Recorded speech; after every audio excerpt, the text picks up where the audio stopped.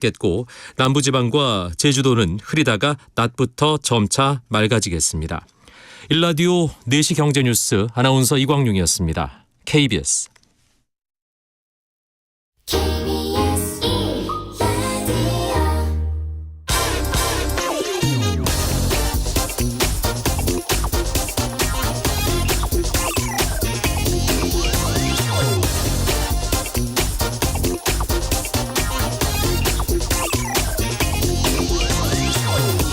지난 6월 윤석열 대통령은 과학기술 연구개발, 이 R&D 예산을 나눠먹기식 이권 카르텔로 지목했습니다. 이후 내년 R&D 예산은 사상 처음으로 대폭 삭감됐습니다. 어제 조선일보는 정부와 여당이 이 대폭 삭감된 R&D 예산을 다시 증액하는 작업에 착수했다고 보도했습니다. 젊은 과학자들 인건비와 대학의 기초과학연구비 예산 2천억 원을 우선 복원한다는 구체적인 내용까지 실었습니다. 그러나 대통령실은 이 보도 잘못됐다. R&D 예산 증액은 검토된 바 없다라고 밝혔습니다. 조선일보는 이를 다시 전하면서 과학기술정통부가 윤석열 대통령의 뜻을 제대로 읽지 못하고 무리하게 R&D 예산을 삭감시키는 바람에 문제가 생겼다. 이런 대통령실의 불만이 지금 나오고 있다고 보도했습니다. 그러면서 세계적인 학술지인 사이언스까지도 한국의 R&D 예산 삭감에 우려를 나타냈다고도 했습니다. 또 CBS 노컷뉴스에서는 과기정통부가 대통령의 한마디에 부랴부랴 예산을 삭감시키느라고 이 법적으로 반드시 거치게 돼 있는 국가과학기술자문회의까지도 그냥 대충 넘어갔다고 보도했습니다. 남들은 지금 4차 산업혁명이니 인공지능을 논하고 있는 때 이러고도 한국의 산업 경쟁력이 좋아지길 기대하는 건 그야말로 또 다른 한강의 기적을 바라는 거 아닐까 싶습니다. 네, 경제와 정의를 다잡는 홍반장, 저는 KBS 기자 홍사원입니다. 홍사원의 경제쇼 출발하겠습니다. 유튜브 오늘도 함께 갑시다.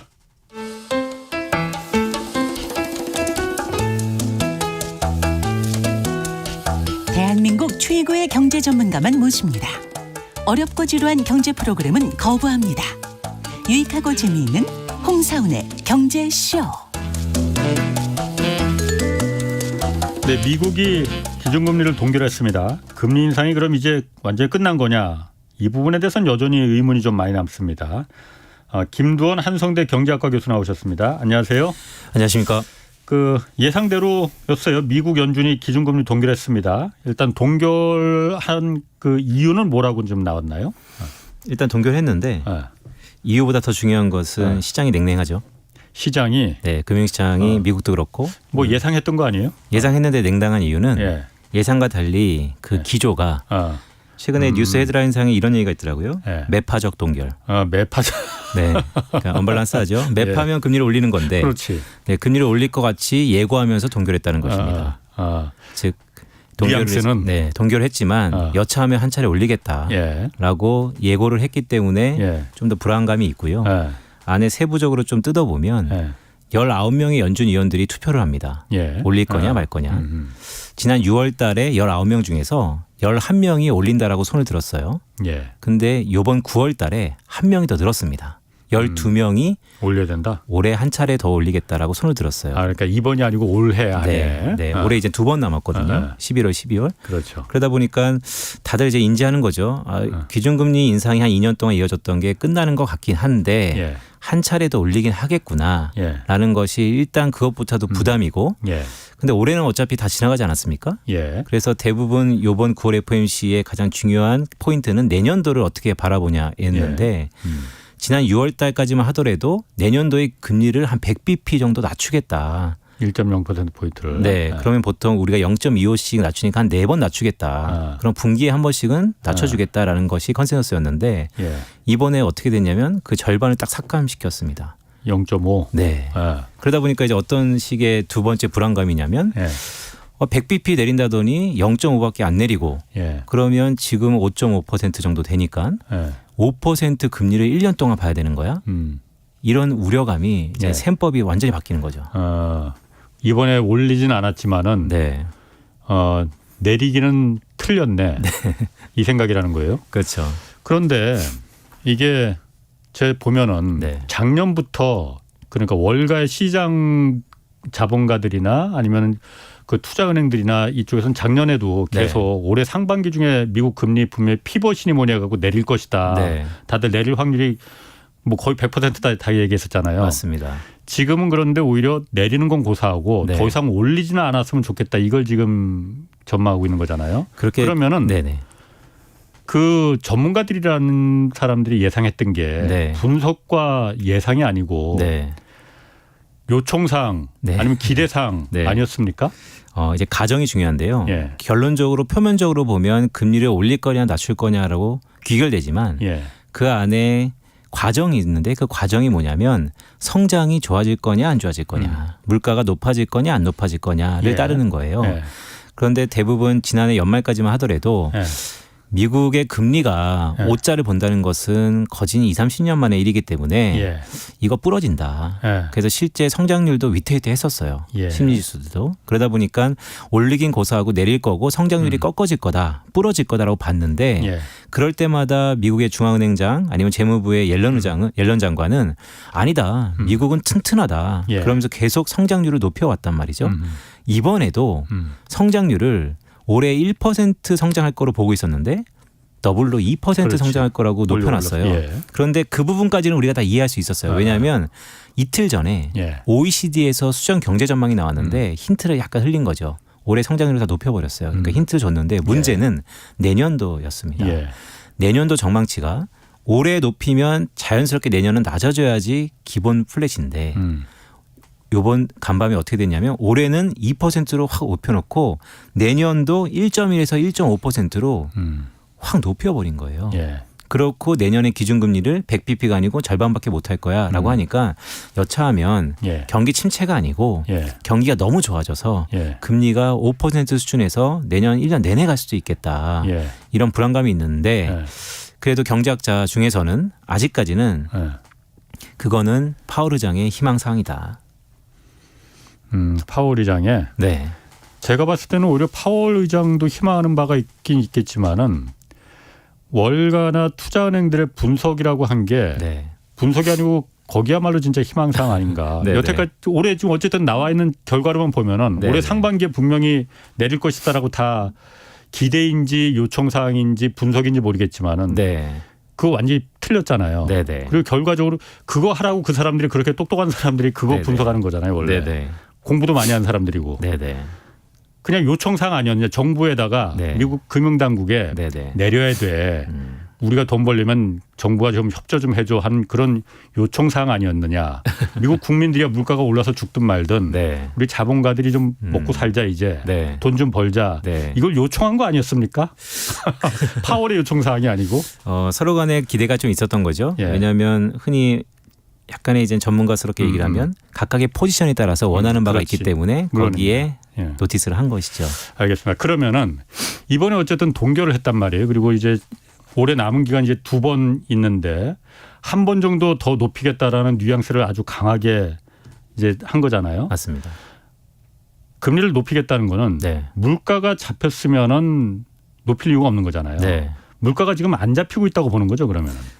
물가를 얘기하기 앞서서 경기가 좋아도 자연스럽게 기대감이나 인플레이션이 높아지니 경기가 좋아지는 것도 물가 금리를 올릴 요인이죠. 근데 이번에 성장률을 확 높여놨잖아요.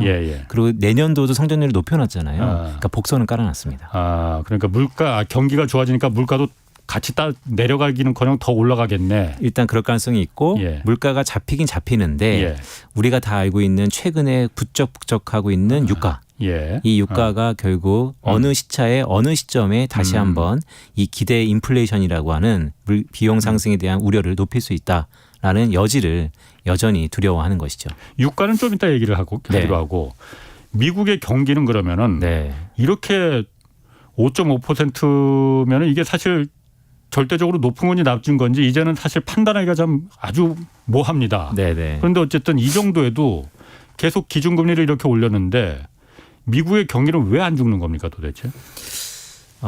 시차가 불사신인가? 불사조인가? 근데 미국 경제를 쭉 하나하나 항목을 뜯어보면 분명히 약한 고리들이 하나씩 터져가는 부분이 분명히 있고요. 네. 그런데 여전히 높은 금리를 지려밟고서 더 많은 효율성과 수익과 기대 수익을 담보해내는 곳이 있는 것이죠. 그런데 높은 금리에도 정상적으로 돌아가는 것은 서비스에 특화된 산업들이고 지금 미국의 제조업은 리쇼어링이다 그래서 바이드노믹스가 계속해서 정책적인 힘을 부여하는 것은 뭔가 약하기 때문에 힘을 계속 부여하는 것이거든요. 그렇죠. 제조업 경기는 높은 금리에 지금 힘듭니다. 더구나 88년 만에 미국의 빅3라고 하는 자동차의 파워까지 나타났고 설상가상이에요. 그런데 서비스업 경제는 너무나 호황입니다. 그렇다 보니까 미국 경제를 100으로 봤을 때 약 한 3분의 2, 70%가 서비스업 경제란 말이죠. 소비를 바탕으로 한. 맞습니다. 그런 의미에서 어떤 한 부분에서는 미국 경제가 견고하고 그런 부분이 숫자적으로 나오곤 있지만 저는 여전히 이 소득 측면에서 미국 경제가 불안하다는 생각을 갖고 있는데 그것이 우리가 흔히 일반인들이 확인할 수 있는 데이터가 있습니다. 그게 뭐냐면 GDP는 많이 들어보셨잖아요. GDP는 국내 총생산을 이 지출과 생산단에서 바라본 것이고요. 이 분배단에서 소득 측면에서 바라본 것이 GDI라는 겁니다. GDP와 GDI는 거의 시차가 뭐 한두 분기는 있지만 같이 가요. GDP와 GDI는 결국 만날 수밖에 없는 상면 항등식의 등가 법칙이거든요. 근데 미국이 지금 GDP와 GDI가 완전히 벌어져 있습니다. GDI는 지난해 연말하고 올해 1분기에 전분기 대비 마이너스 2분기 연속. 우리가 2분기 연속 마이너스면 결국 기술적인 경기 침체라고까지 얘기를 하는데 GDI만 보면 경기 침체입니다.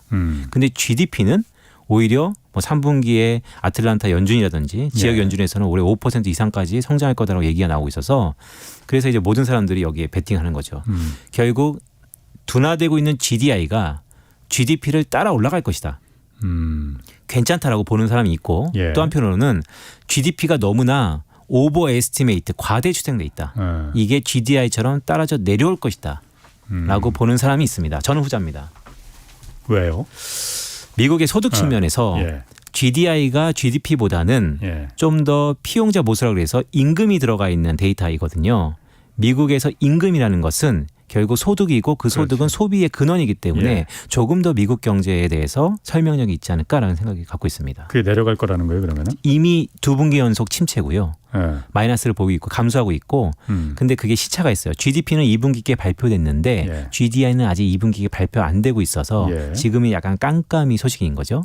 근데 어쨌든 GDP는 계속해서 고공행진, 뭐 2% 성장, 5% 성장까지도 바라보고 있는데 GDI 소득 측면에서 똑같이 미국 경제를 바라보면 지난 분기, 이번 분기 여전히 감소, 마이너스를 보이고 있다는 건 이례적인 현상입니다. 제가 김 교수님 앞에서 뭐 주름 잡는 건 아니고, 제가 이렇게 보면은 그 미국이 어쨌든 소비로 돌아가는 그 서비스 산업을 바탕으로 한 소비로 돌아가는 경제인 거는 맞지만 거기서도 지금 제조업이 큰 역할은 못 하더라도 제조업까지도 지금은 돌아가기 시작했잖아요. 왜냐하면 미국의 말은 인플레이션 감축법이라고 했지만은 오히려 실질적으로는 오히려 인플레를 더 부추기는 전 세계 모든 그야말로 투자와 공장들이 다 미국으로 몰리고 있잖아요.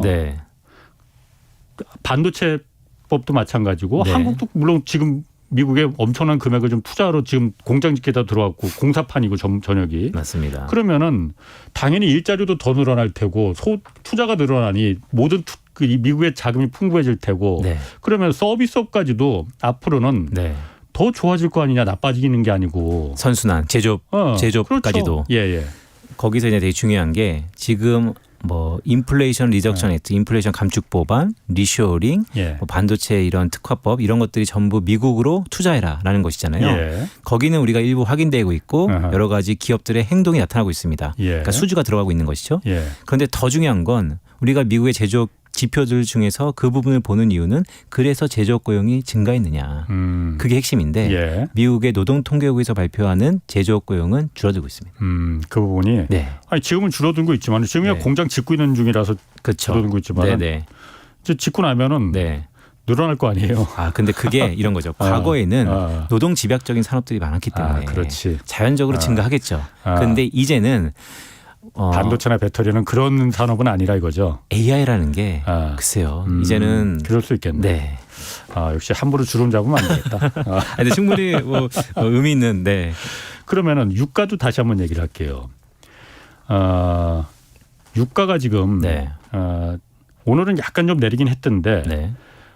앞으로 내릴 전망보다는 내려갈 전망보다는 올라갈 전망이 더 많은 것 같거든요. 네. 사우디아라비아나 러시아가 네. 미국과 우리 앞으로 착하게 지내자 이러지 않을 이런 일이 나타나지 않은 이상은 네. 내려갈 가능성이 거의 없을 것 같은데 네.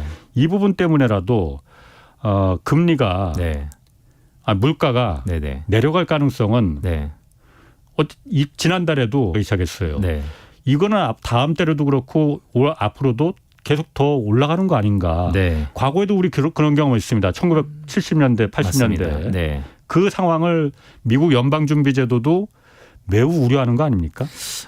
우려는 하는데 예. 매우가 좀 온도차가 있을 것 같습니다. 매우는 아니고. 네, 왜냐하면 물가는 흔히 두 가지가 있어요. 예. 국제유가나 농산물에 영향을 받는 헤드라인 소비자 물가, 흔히 헤드라인 CPI라 그러고 이 유가나 농산물은 워낙 변수도 많고 변동성이 많으니까 그거를 뺀 코어 CPI, 코어 PCE가 있죠. 근원 물가 지수라는 네, 핵심 거. 물가. 예. 연준은 핵심 물가를 주목합니다. 아하. 그거 뺀. 네. 예. 그렇기 때문에 물론 유가를 안 보는 건 아닙니다. 예. 하지만 정책의 핵심 물가를 주목한다라고 지난 전망 때부터 예. 회의 때부터 계속해서 파월 의장이 얘기하고 있는 거고 또한 유가는 예. 헤드라인 CPI의 상승을 도모하지만 예.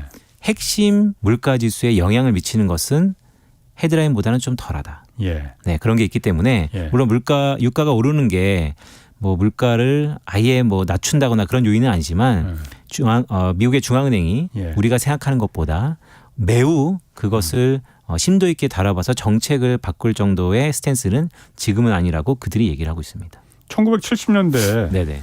그때 인플레가 막 그때 이제 굉장히 심했다가 지금 다시 40년 만에 지금 살아난 거잖아요. 네.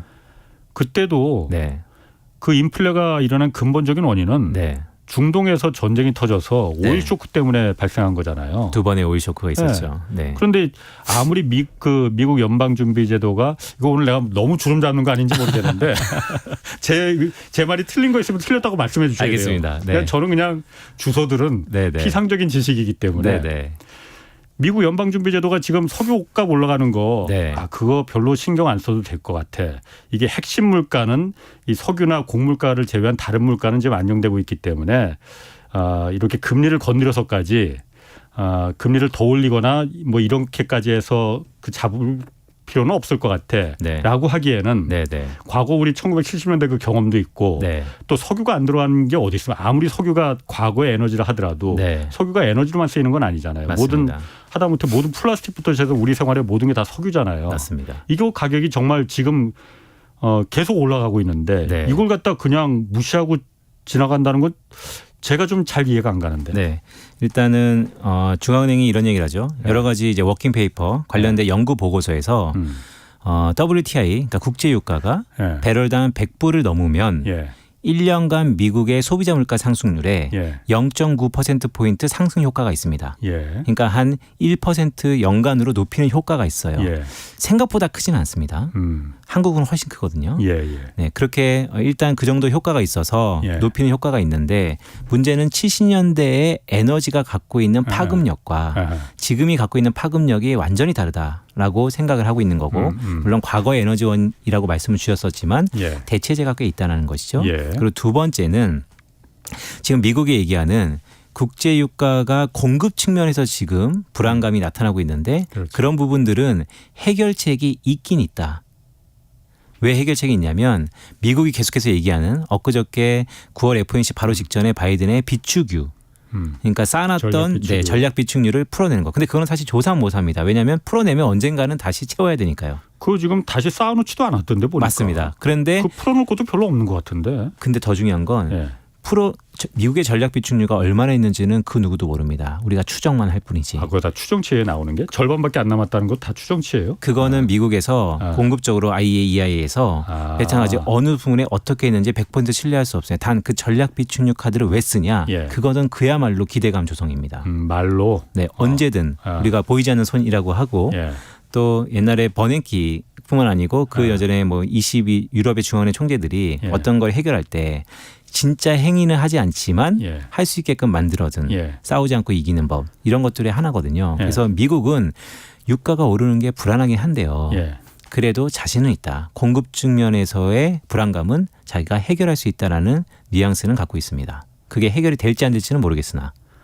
말씀하신 대로 그 말로다가 전략 비축류가 얼마나 많은지 안 가르쳐 주지만은 우리가 충분히 말로다가 지금 이렇게 그 시장을 해결한다는 거잖아요. 네네.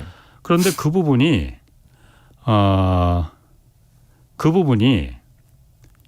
저만 해도 지금 말했지만은 사람들의 심리는 어떻게 받아들이냐면은 지금 그 이재명 민주당 대표 체포 동의안이 개표를 방금 시작했다고 합니다. 곧 발표하면 뉴스 속보로 계속 알려드리겠습니다. 어떻게 받아들이냐면은 저도 말했잖아요. 야, 미국 전략 비축류도 그거 거의 다 집 없대. 미국이 유가를 갖다가 이게 핵심 물가로해서 언제 그 제껴 놓는 거는 이게 해결할 능력이 있기 때문에 그걸 갖다가 비켜두고 다른 물가 상승만 지켜보는 그 의미를 두는 건데 그거는 유가를 갖다가 충분히 공급할 수 있는 나름대로 대책이 비장의 미국에 있을 때 가능한 얘기지. 지금은 전략 비축류도 지금 다 써버리고 없고 이란이나 베네수엘라 석유도 지금 뭐 한다는데 거기도 보니까는 야, 그거 금방 나올 석유가 아니라고 그러더라. 그런 방법이 없네. 라는 부분들을 저만 해도 이렇게 의심을 갖고 있잖아요. 네네. 충분히 그렇게 생각할 수 있고요.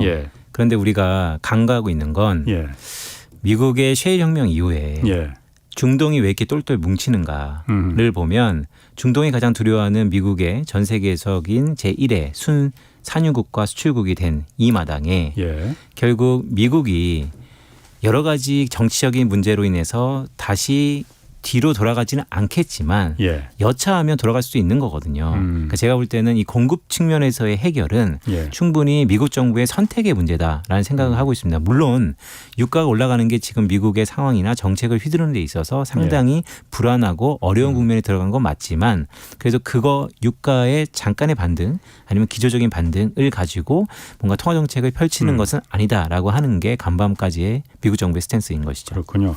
그럼 또 하나 그 간밤에 이제 그 기준금리가 이제 동결되면서 시장은 냉랭하다고 이제 하셨지만 또 하나 뉴스라기보다는 크게 변한 게 미국의 국채금리가 뭐 미국뿐만이 아닙니다. 한국도 그렇고 일본도 그렇고 갑자기 막 펑펑 오르기 시작했어요 지금. 장기물이 특히 그렇죠. 특히 10년물 국채는 미국은 지금 4.4%를 넘어버렸어요 지금.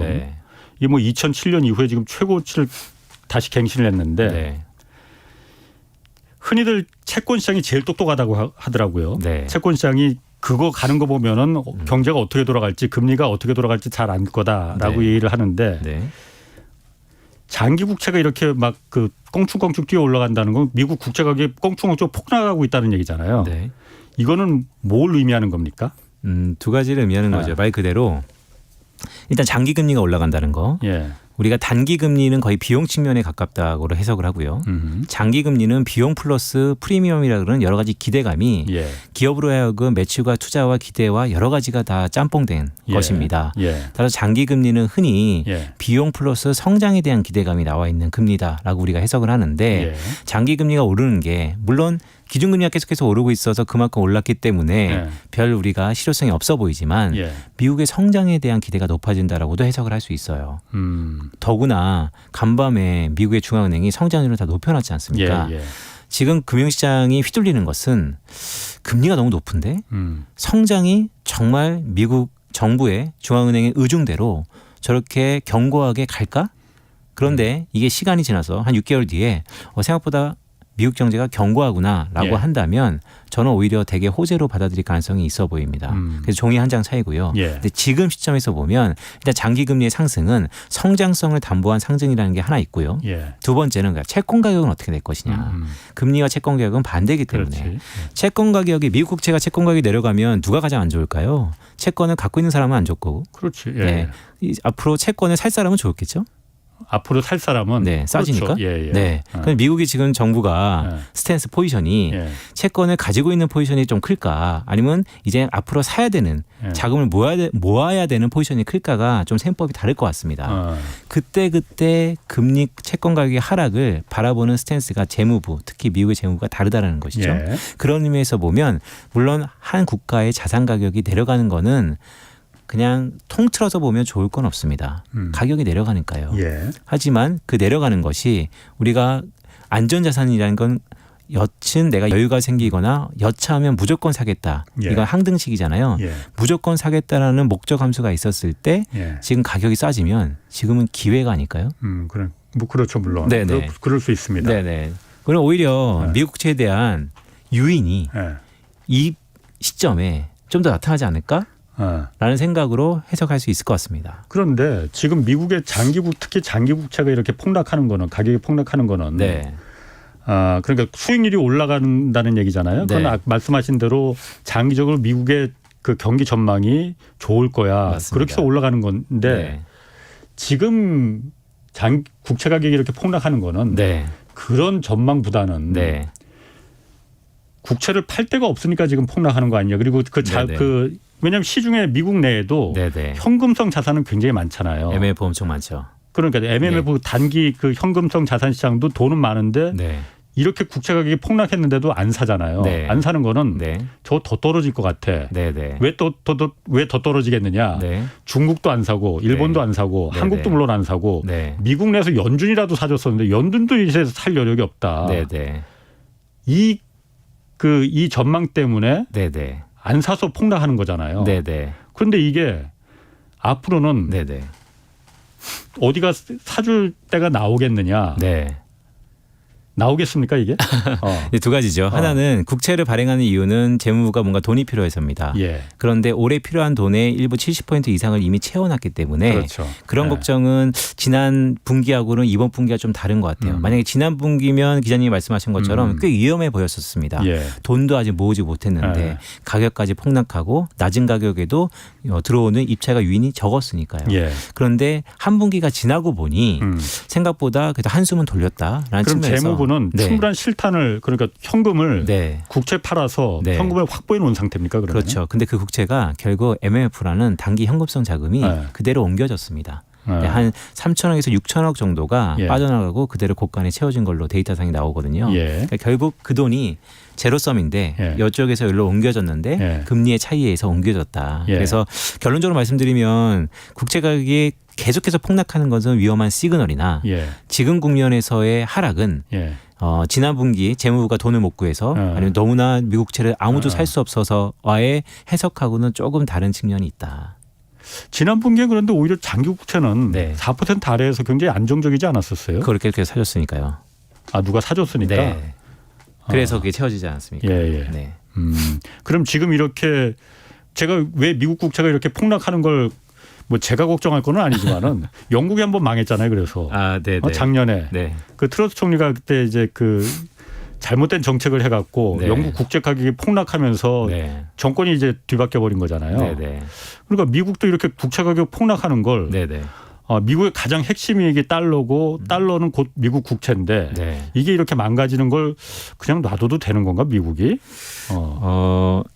좀 더 시계를 좀 길게 보면 미국이 패권을 유지하는 것이 과거처럼 물건을 잘 팔아서 우리 기업으로 따지면 비용 대비 편익, 수익이 나서 그것을 온전히 패권을 가져갔던 시스템이었다면 문제가 있을 건데요.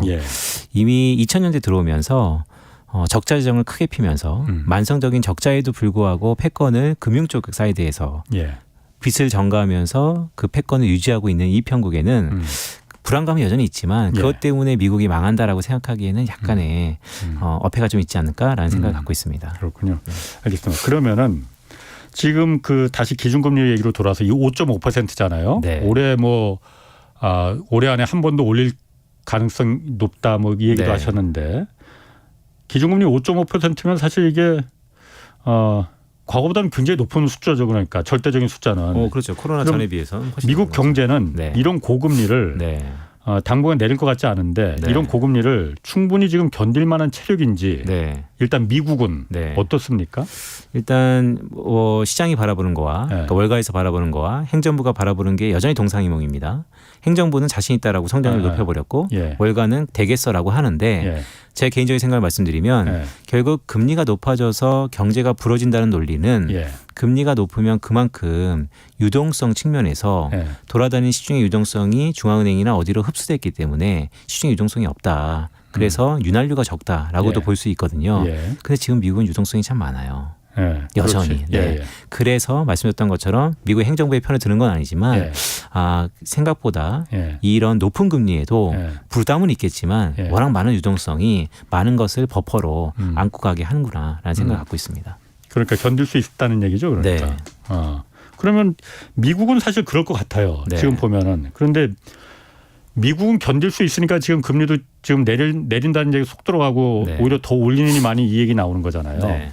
다른 나라들이 문제잖아요. 아, 그렇죠. 왜냐하면 미국 금리 기준금리 내리기를 지금 학수고대하는 나라들이 많습니다. 네. 한국도 그 중에 하나고. 그 중에 하나죠. 그런데 당분간 지금 이거 요원한 거잖아요. 네. 우리나라는 지금 그러면은 우리나라가 일단 우리부터 좀 볼게요. 미국이 이렇게 기준금리를 계속 지금 내리지 않고 이 상태를 내년까지도 상당 부분 고금리 상태로 간다면은 우리 경제는 이게 어떤 영향으로 돌아올지. 네. 물론 좋은 영향은 아닐 것 같은데. 네. 어떻습니까? 일단 희망고문에 들어갔고요. 희망고문. 네. 왜 희망고문이 들어갔냐면 이미 한국은행은 운신의 폭이 상당히 제한적입니다. 예. 내년 4월에 빅 이벤트를 앞두고 부동산 총선. 경기, 총선과 부동산 경기를 감안해서 지금 이미 올렸으면 이미 올렸어야 되고 이미 뭔가 바뀌었어야 되는데 골든 타임을 놓친 감이 있어요. 그러니까 기준금리를 올렸어야 된다 이거예요? 맞습니다. 예. 네. 그런데 부동산 경기 아니면 현재 불안한 경기 여차여차 여러 가지 이유에서 지금 수준을 고수하면서도 역시 한국은행도 매파적 동결을 하고 있습니다. 동결하지만 언제든 여차하면 올릴 수 있다. 그러면서 미국을 바라보고 있는 것이죠. 그런데 미국이 간밤에 내년도 100bp 낮춰주는 걸 절반밖에 안 낮추니까 이제 한국은행도 고민이 많아질 겁니다. 그런데 왜 제가 희망 고민이라고 얘기했냐면 그럼에도 불구하고 미국이 어쨌든 3개월만 지나면 마지막으로 금리를 올릴 것 같고 또 3개월, 6개월만 지나면 어쨌든 내릴 것 같으니 우리에게 주어진 시간은 러프하게 9개월입니다. 그 9개월 동안만 잘 버텨야 되는데 내년 4월까지는 여차저차 지난다고 치고 그러면 내년 4월 이후부터 9월까지의 그 기간이 가장 중요할 것 같습니다. 일각에서는 한국의 시장금리는 오른다. 이미 기준금리보다 훨씬 더 높은 금리를 형성하고 있는 것이 내년 4월 이후에는 올릴 거다. 어쩔 수 없다. 시장금리? 네. 시장금리 지금도 올라가고 있잖아요. 그렇죠. 그거는 이제 기준금리가 올릴 거라는 것을 많이 반영하고 하는 거죠. 내년 4월까지만 정부에서 한국은행에서 꾹 막고 있는 거지 그 이후에는 올릴 거다라고 하는 것이고 그런데 한국은행은 계속해서 희망고민이라고 얘기하는 것이 여차하면 미국이 내년에 6월이나 아니면 하반기 9월이나 이날을 시작하면 잘 버텨왔던 것이 또 잘 적시성 있게 타이밍이 맞을 것 같기도 해요. 지금 그걸 지금 바라고 있는 거죠. 맞습니다. 그래서 이미 한국은행 운신의 폭과 골든타임을 지났기 때문에 내년 4월까지 운신의 폭이 없다는 측면에서 보면 한국은행은 지금 수준에서 크게 뭐가 옮기기 힘들 것 같다. 근데 문제는 우리가 기준금리가 왜 중요합니까? 모든 것의 기준이 돼서 영향력이 있기 때문에 기준금리인데 최근에 한국의 채권 시장을 보면 기준금리의 실효성이 과연 있는가에 의문이 들 정도로 그것이 문제인 것이죠. 네. 그러니까 지금 말씀 잘하셨어. 어쨌든 한국에서 시장금리 채권을 기준으로 한 시장금리는 기준금리하고 지금 따로 놀고 있잖아요. 따로보다는 이제 좀 높은 수준에서 어나더 레벨에서 놀고 있는 것이죠. 그게 그러니까 정부가 그 부분을 좀 통제한 면도 있잖아요. 뭐 통제가 좀 들어갔다고 봐야겠죠. 그럼 그때 통제가 들어간 게 통제가 들어갔습니다. 대통령이 이제 상생금융 얘기하고 그다음에 금융감독원장이 이제 전국에 시중은행들 투어하면서 갈 때마다 이제 한 번씩 선물로 다 대출 금리 내렸으니까. 근데 그게 결국은 지금은 다시 다 언제까지 갈 수는 없었겠죠. 다시 다 올라갔잖아요. 복구됐죠. 다시 한번 그렇게 하면 안 됩니까 그러면은? 글쎄요. 그 정책이 효과적이었냐? 제가 그걸 바라는 건 아니고. 근데 그 정책이 효과적이었냐를 우리가 봐야겠죠. 효과가 있다면 반복해도 무방하죠. 어떻게 하면 계속해서 해야겠죠. 근데 그 얼마나 효과가 있었냐. 말씀하셨던 것처럼 결국 다시 올렸지 않습니까? 더구나 그 사이에 결국 가계부채만 엄청 늘었지 않습니까? 그렇죠.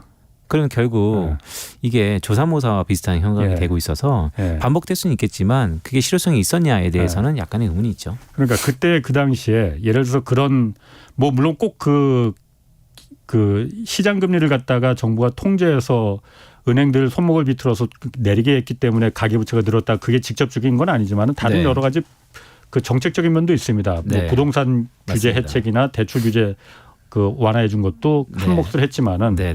어쨌든 그 당시 정부가 그러면은 그 확고하게 네. 야 가계부채 더 늘어나는 건 이제 곤란하다. 네. 안 된다라고 네. 확고한 뭔가를 정책을 보여줬으면은 네. 이 정도까지 가계부채가 더 늘어나진 않았을 거 아니냐. 아, 근데 그거는 예. 저 개인적으로 좀 말씀드리면 이번에 가계부채가 왜 늘어났냐라고 보면 예. 이번에 빚을 못 늘리면 못 늘릴 것 같다라는 어떻게 보면 대배 포모가 작용했습니다. 일반인들이. 네. 예. 왜냐하면 과거에는 빚을 언제든 낼 수 있었어요. 예. 근데 이번 정부 스탠스와 고금리 시대에 예. 빚은 이제 아무나 낼 수는 있는 건 아닙니다. 예. 더구나 규제가 들어가고 있습니다. 네. 그런데 한시적으로 일부 특정한 지역과 어떤 채널에서 빚을 늘게끔 해줬잖아요. 그렇죠. 그럼 이때 빚을 특례보금자리론 네. 대표적입니다. 예. 이때 빚을 못 내면 예. 영원히 못 낼 것 같다는 두려움이 작용했다는 거죠. 예. 이거는 정책이 기대감을 오히려 예. 잘못 컨트롤했다라고 예. 결과적으로 나오는 것이죠. 그래서 저는 이 부분이 금리하고는 좀 상관없이 대출이 움직였지 않나라고 보고 있습니다. 그러니까 지금 그 특례보금자리론을 지금 얘기하시는 거잖아요. 네. 그 부분에서 정책금융을 동원해서 네, 굉장히 싼 이율로다가 정부가 해줄 테니까 이때 집 사고 싶은 사람은 이때 집 사라. 네, 라고 해서 그게 어쨌든 집값을 물론 방어해 주는데 성공했어요. 방어하는데 성공했죠. 그게 맞느냐 이거죠. 왜냐하면 정부가 네. 할 일은 네, 청년들이 물론 정부 지금도 그러니까 금융당국이나 기재부에서는 그 얘기합니다. 특례보금자리는 있었기 때문에 네, 청년들이 또 서민들이 집 사는데 큰 도움을 줬다라고 네. 얘기를 하는 거거든요. 네, 20억짜리 집이 네, 10억으로 내려가서 네. 청년들도 자기 소득으로만 충분히 집을 살 수 있게끔 만들어주는 정책을 만들어주는 게 국가가 할 일인지 네, 아니면 20억짜리 집이 그냥 떨어지지 않게끔 해서 네, 대신 빚을 우리가 더 낼 수 있게 해줄게. 네, 그래서 빚을 더 내줄 수 있게 해줘서 20억짜리 집을 사줄 수 있게 네, 만들어주는 게 맞는 국가의 정책인지 네. 지금 국가는 우리 정부는 후자를 택했지 않습니까? 네, 네. 이게 맞는 거냐 이거죠. 일단 당위성을 떠나서 이런 말씀 좀 드리고 싶습니다. 자산 가격을 하락시키는 것은 상당히 위험한 결정이긴 해요. 예. 근데 인위적으로 뭐 한다는 것도 또 위험한 결정이긴 합니다. 근데 코로나 때 미국이 어떻게 경기를 회복시켰냐고 보면 정부가 직접 호주머니에 돈을 끌어냈잖아요. 예. 네, 그래서 그런 부분들을 보면 정부가 그 어떤 정부도 예. 가격이 내려가는 것을 그냥 방치하지 못했을 거다라는 예. 생각은 개인적으로 좀 갖고 있습니다. 예. 지금 뉴스 속보가 나왔습니다. 이재명 민주당 대표에 대해서 체포동의안 가결됐습니다. 찬성 149표, 반대 136표, 기권 6표, 무효 4표입니다. 자, 그러면은 그 미국의 기준금리 미국이 기준금리를 좀 내려주길 올해 이제 내려줄 거로 다 기대했던 나라가 우리나라만이 아니고 네. 일본도 그랬을 것 같습니다. 네. 일본이 오히려 더 절실했을라나? 뭐 하여튼 네, 네. 일본도 그런데 지금 통화 정책을 좀 바꾸려고 하고 있잖아요. 맞습니다. 왜냐하면 미국이 안 내려줄 것 같거든 지금. 네. 일본은 어쨌든 지금 기준금리 자체가 마이너스잖아요. 맞습니다. 네. 이 정책을 올해 안에 지금 이게 그 돌릴 거다라고 네. 일본 중앙은행 총재도 얘기를 했어요. 네. 일본은 어떻게 보십니까? 이 정말 긴축에 네. 완화해서 네. 긴축으로 넘어갈 건지. 네. 넘어갈 겁니다. 근데 시기가 문제입니다.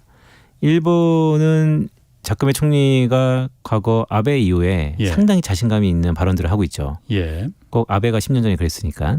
왜냐하면 인플레이션이 높고요. 예.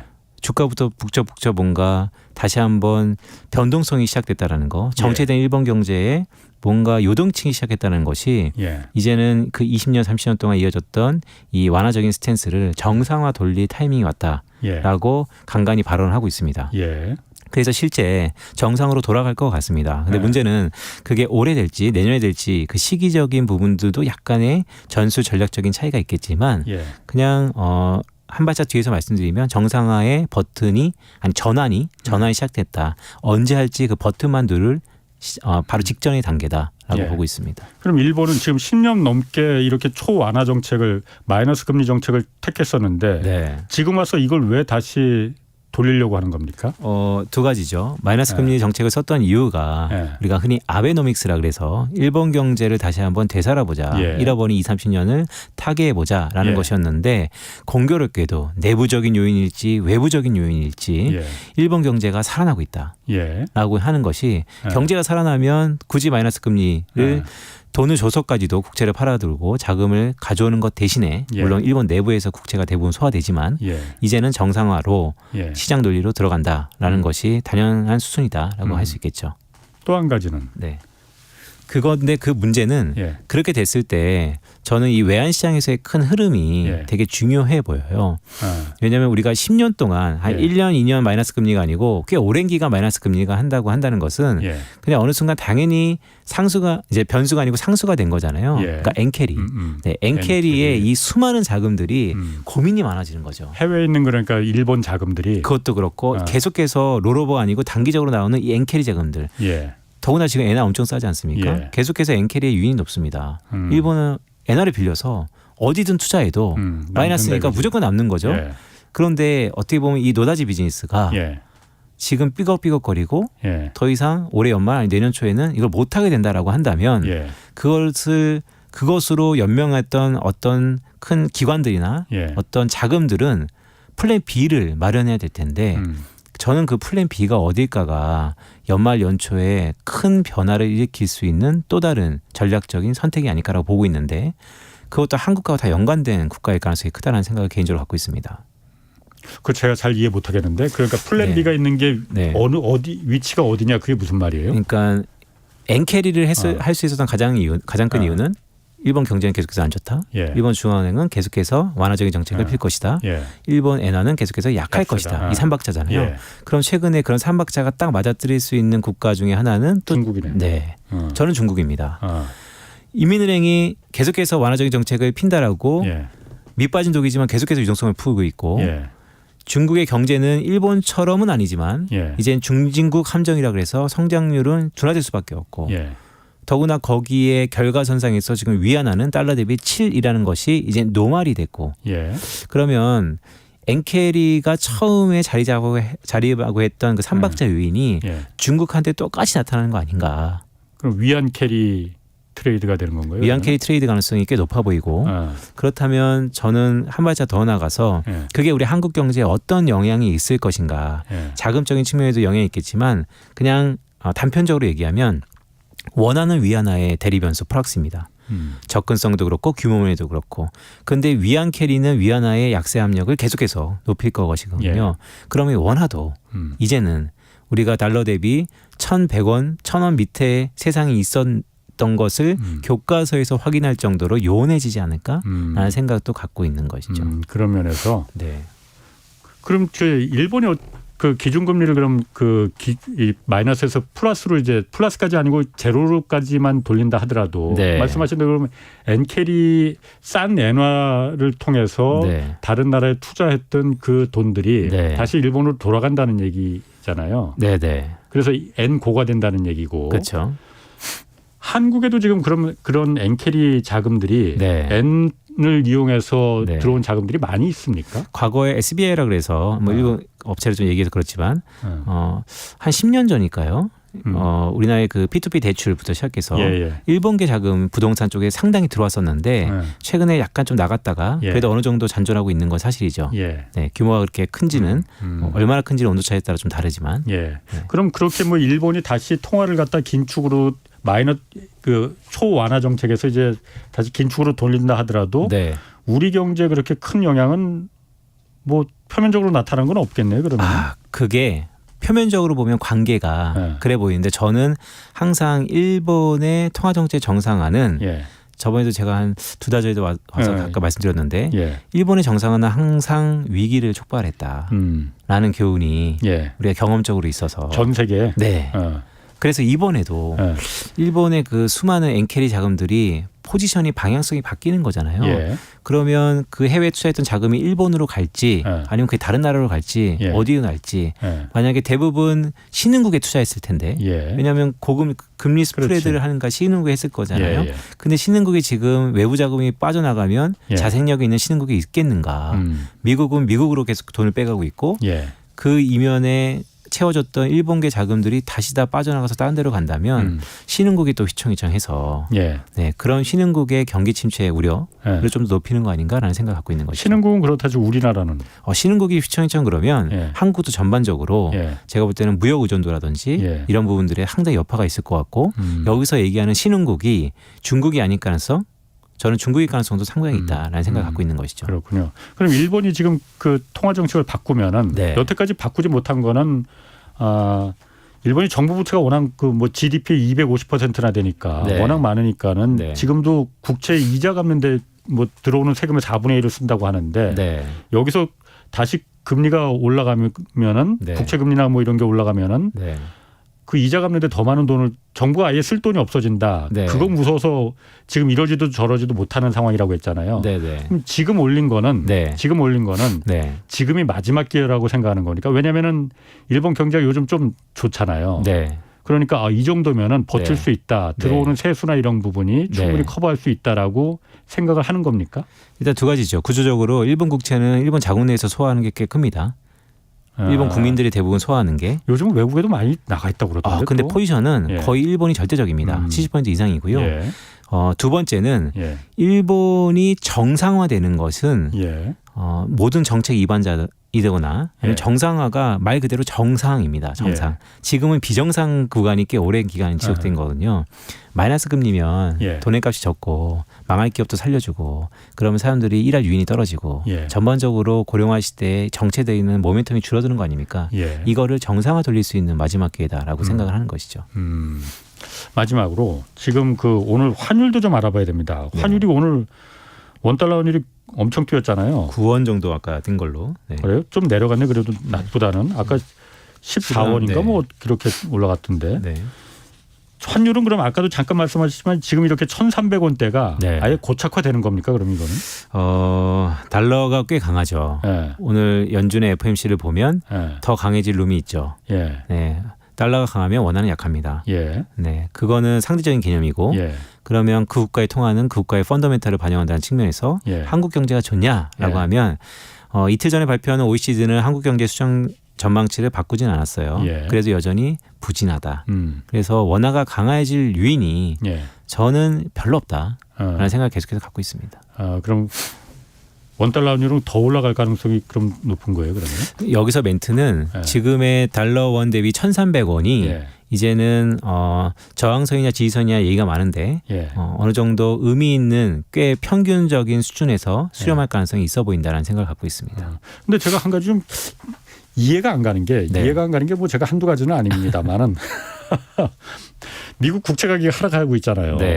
그러면 그건 다시 말해서 미국 국채라는 건 달러잖아요. 그럼 달러도 하락해야 될 텐데 그래서 원달러 환율도 좀 내려가야 될 텐데 이상하게 미국 국채 가격은 이렇게 폭락한다는데 달러 가격은 내려가질 않더라고요. 그러니까. 미국 국채 가격이 하락하는 것은 미국 금리가 높죠. 그러면 모든 자산이 높은 금리로 운정성이 흘러가면 돈은 또 미국으로 모일 거고 그러면 빠져나간 국가 중에 하나가 한국에 있을 수 있는 것이고요. 그러니까 수급 측면에서 해석을 하면 그렇고요. 근데 이제 달러가 왜 강하냐 그러면 뭐 잘 아시겠지만 달러의 인덱스를 그러니까 달러의 가치를 구성하는 것의 78%가 유럽입니다.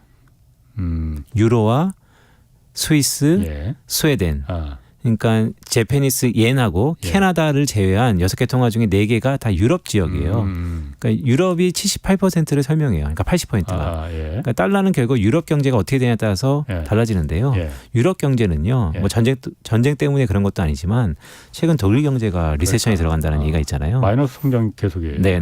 독일 경제가 그 정도면 유럽은 불보든. 그러면 유로화가 저렇게 유럽 경제가 그렇죠. 어려운데 그럼 당연히 미국 달러는 강해지는 것이죠. 지금 말 잘하셨네. 아니, 그 유럽도 그러니까 나 참 이해가 안 되네.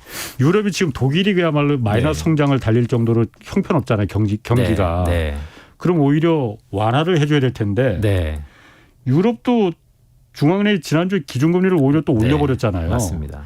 이거는 어떻게 해석을 해야 됩니까? 그냥 너 죽고 나 죽고인가 그러면은? 일단 유럽은 에너지에 대한 불안감이 워낙 큽니다. 예. 유럽은 태생적으로 에너지 자급 의존도가 미국하고는 다릅니다. 예. 미국은 혁명이 일어나서 100% 자급도가 됐지만 예. 유럽은 천연가스 같은 경우, 예. 국제국 같은 경우서는 지금 싸우고 있는 국가로 싸움을 벌이고 있는 국가부터 수입을 해야 되는데 예. 그게 유연하지 않죠. 인플레이션에 대한 우려. 예. 또 유럽은 그 수많은 국가들의 역사를 보면 인플레이션이 오히려 지금 미국의 파월장보다 반드시 잡아야 되는 거 제1 목표인 것이죠. 경기는 마이너스로 곤두박질 쳐도 일단 물가가 우선이다라고 유럽은 판단했다 이거군요. 네.